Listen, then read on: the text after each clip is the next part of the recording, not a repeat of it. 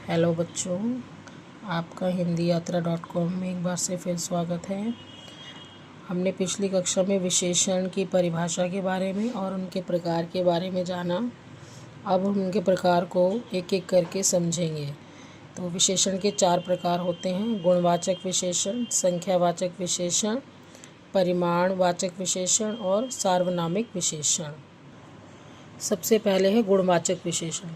संज्ञा और सर्वनाम शब्दों के गुण, दोष, स्वाद, रंग, अवस्था या किसी भी विशेषता को प्रकट करने वाली चीज़ों को गुणवाचक विशेषण कहते हैं।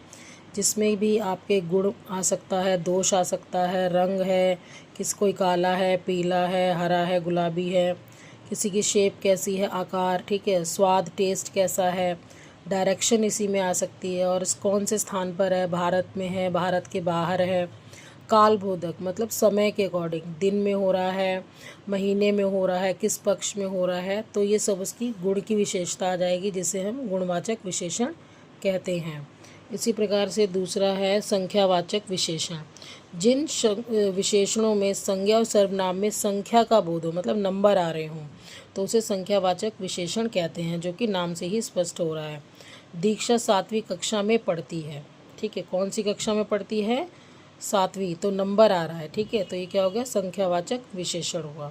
संख्यावाचक विशेषण में ही 2 प्रकार और होते हैं इसके, निश्चित संख्या और अनिश्चित संख्या, ठीक है। निश्चित संख्या में हमें पता होगा कि एक चीज़ यूज़ हुई है, 10 चीज़ें यूज़ हुई हैं, जैसे कि 5 पांडव हैं, ठीक है, तो हमें पता चल जाता है संख्या से ही कि पांडव 5 ही होते हैं। अनिश्चित संख्यावाचक विशेषण में हमें कुछ पर्टिकुलर उसकी संख्या का ज्ञान नहीं होगा, ठीक है, जैसे कि कुछ शरारती बच्चों ने गृह कार्य नहीं किया। अब कुछ में 2 भी हो सकते हैं, 7 भी हो सकते हैं, 5 भी हो सकते हैं, ठीक है। तो इस प्रकार से जिन संख्या और सर्वनाम की में संख्या का बोध होता है उसे संख्यावाचक विशेषण कहते हैं, ठीक है। तीसरा है हमारा परिमाणवाचक विशेषण। संज्ञा और सर्वनाम की विशेषता बताने वालों को ही विशेषण कहते हैं। तो उसी प्रकार से उनकी माप तोल को प्रकट करने के लिए हम परिमाणवाचक विशेषण का सहारा लेते हैं। जैसे सब्जी में थोड़ा मसाला डालो।